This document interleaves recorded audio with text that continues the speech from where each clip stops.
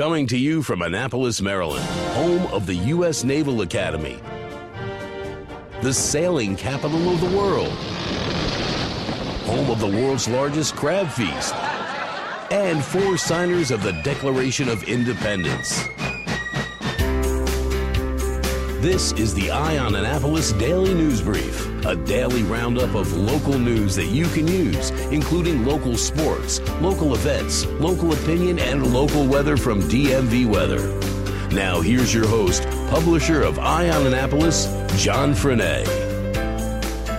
Good morning. It is Thursday, July 5th, 2018.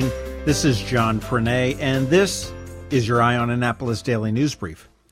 Anne Arundel County fire officials are saying that a man has had devastating injuries to his hands in a fireworks accident that happened Tuesday evening about 9 o'clock in Millersville. Fire investigators said a 21-year-old man held a mortar tube in one hand and dropped a lit mortar into it with his other hand. The mortar was upside down, and the explosion caused, quote, catastrophic injuries to his hand, which the department described as critical but not life-threatening. On a little bit more of a happy note, on Independence Day, 30 people gathered in the gardens behind the William Paca House, 30 people from 22 countries to officially take the oath of citizenship to become U.S. citizens. This is one of my favorite events in Annapolis every year. Not very well attended. It's sort of a little hidden gem, but to have people take the oath of citizenship in the shadows of the home owned by one of the signers of the Declaration of Independence is a pretty impressive thing. Countries represented were Kenya, China, Bolivia, Nepal, Colombia, Republic of Korea, the Congo, Costa Rica, Denmark. If you ever want to see something incredibly impressive in Annapolis, mark your calendar for July 4th, 2019, 10 a.m. at the William Paca House and Gardens.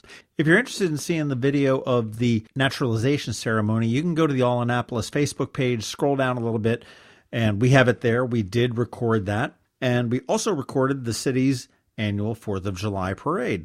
You can scroll down and find that there as well. The parade was very well attended. It was very warm, but the warmth of the sun was only exceeded by the warmth of the crowd. Current and former staffers of the Capitol, both editorial and advertorial, marched down Main Street less than a week after 5 of their colleagues were shot to death in their offices. And while there were plenty of politicians on hand, Governor Hogan, candidate Ben Jealous, candidate for Anne Arundel County State's Attorney Ann Colt-Litis, House Speaker Mike Bush, Congressman John Sarbanes, the warmth and appreciation really seemed to generate around the folks from the Capitol as well as the first responders that responded to what can only be described as a horror on Bestgate Road.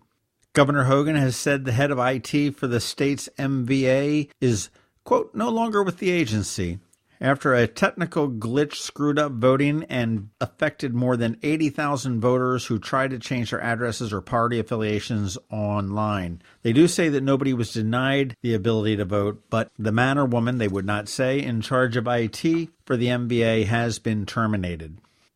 In other political news, the widow of longtime Maryland delegate Ted Sophocleus, who died last month, has been tapped to serve the rest of his term. Governor Hogan has up to 30 days to approve that choice, and his term does end in November after the elections. Speaking of elections, Democratic Comptroller Peter Franchot says he will not endorse Democratic Party candidate Ben Jealous in the governor's race. Franchot did tell WYPR that he would meet with Jealous and offer him information about his agency, but he did confirm that he would not be issuing an endorsement.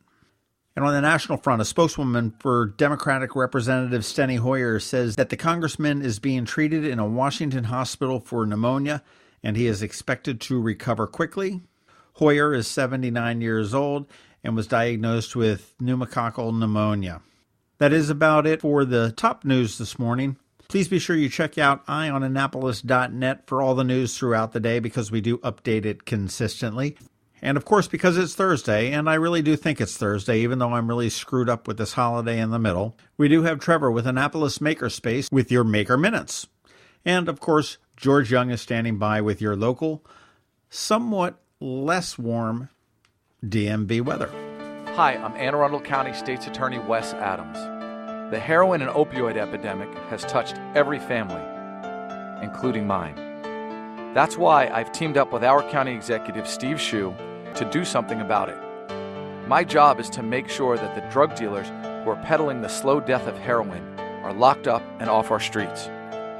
But there's more to it. We have to stop the cycle of addiction at its source. We have to talk to our children about the dangers of prescription drugs and pay attention to the signs of addiction. Is your child withdrawn? Have you noticed spoons that have gone missing? Or maybe found spoons in odd places with black residue on them? Go to denialisdeadly.org right now or attend one of our Not My Child presentations occurring all around the county. You could save a life. This is Maryland. The weather can be nearly unpredictable. We've got George Young from DMV Weather in Annapolis to sort it all out. Hey everyone, this is George with DMV Weather, and this is your Eye on Annapolis forecast for Thursday, July 5th.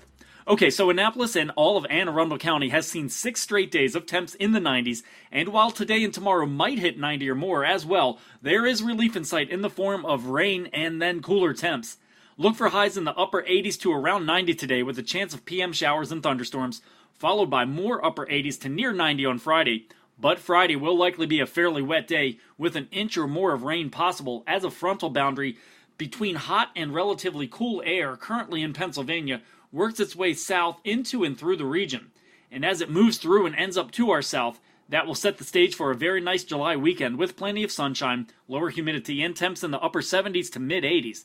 So let's just get through the next 2 days, and then we'll get a nice reward outside for the weekend ahead. Okay, that's it for us today. Make it a great day out there, and be sure to follow DMV Weather anywhere, anytime via our website at dmvweather.com or on social media via Twitter or Facebook, or especially with our free app that you can download from the Apple App Store or Google Play Store on all of your devices by searching for DC MDVA Weather, so you can always stay weather informed. But remember, whatever the weather outside, have fun and be safe.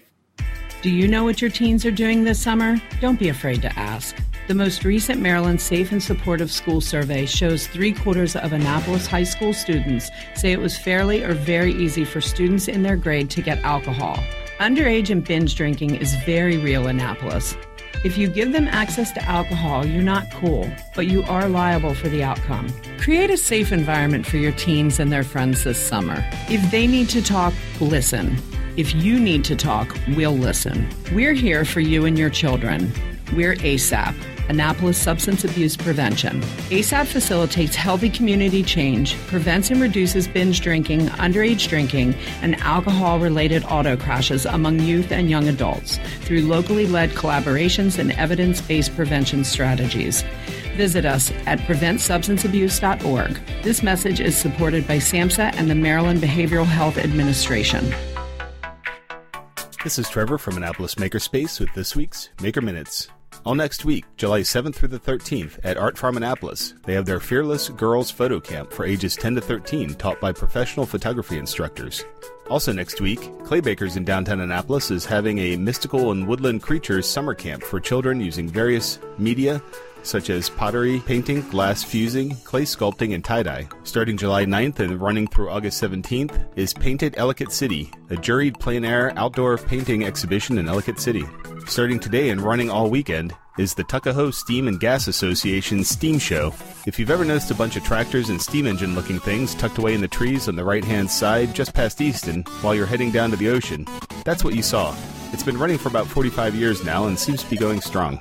While we're talking about the Eastern Shore, a big shout out to Kevin and all the great people at M4 Reactor in Salisbury. Makerspaces are pretty community-centric, so it's a bit of a hike for most people in our listening audience, but M4 is doing some really great things down in Salisbury. So if you know anyone near there looking for a workshop, they certainly have everything from electronics to woodworking, even a pretty powerful laser cutter. Summer camp signups are now available at Catalator in Silver Spring. They have multiple summer camps, including Game Design 101 for grades 5+, Sew Electric, using e-textiles, and Architects Club for Girls. This week at the Anne Arundel County Public Libraries, Monday afternoon at Rivera Beach is the Teen Makerspace with various craft and STEM activities. Tuesday afternoon at the Odenton Library is STEAM Tuesday, again with various STEAM activities in each session. Later on Tuesday in Odenton, stick around for the Introductory to 3D Printing workshop where you can design and create your own 3D project. Registration is required. Wednesday afternoon at the Crofton Library is a 3D print design class using Tinkercad. You will learn how to design 3D objects that can be printed at the end of the event. The first 20 attendees will be provided a laptop, but if you have one capable of running Tinkercad, you might bring it just to be courteous. All next week at the Greenbelt Makerspace is another one of their Minecraft summer camps. Also at Greenbelt Makerspace this week, tomorrow night is a programming workshop as well as family game night, and Wednesday is their Teen Makers Night.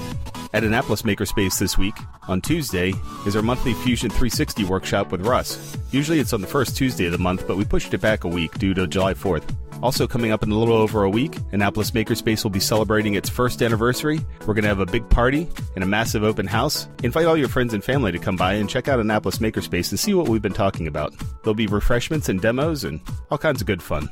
And a reminder, if you want to help support Annapolis Makerspace but aren't ready to become a full member yet, you can always help us by shopping Amazon through the banner on makeannapolis.org. It costs you nothing extra, and we get a small kickback on each sale. Just go to makeannapolis.org and look for the Amazon banner or link on the right-hand side. And as always, if you or anyone you know is interested in teaching classes or hosting workshops, or your group needs some space to work on things, let us know. We're always looking for interesting things to host at the Makerspace. You can email me at trevor@makeannapolis.org and tell me all about it. And as always, you can catch me tonight and every Thursday night at Annapolis Makerspace on Renard Court for Electronics Night. And I'll be posting links to these events on the Annapolis Makerspace website at makeannapolis.org sometime today. And whether you're making art, software, sawdust, or just a mess, chances are you're already a maker. This has been Trevor from Annapolis Makerspace with this week's Maker Minutes.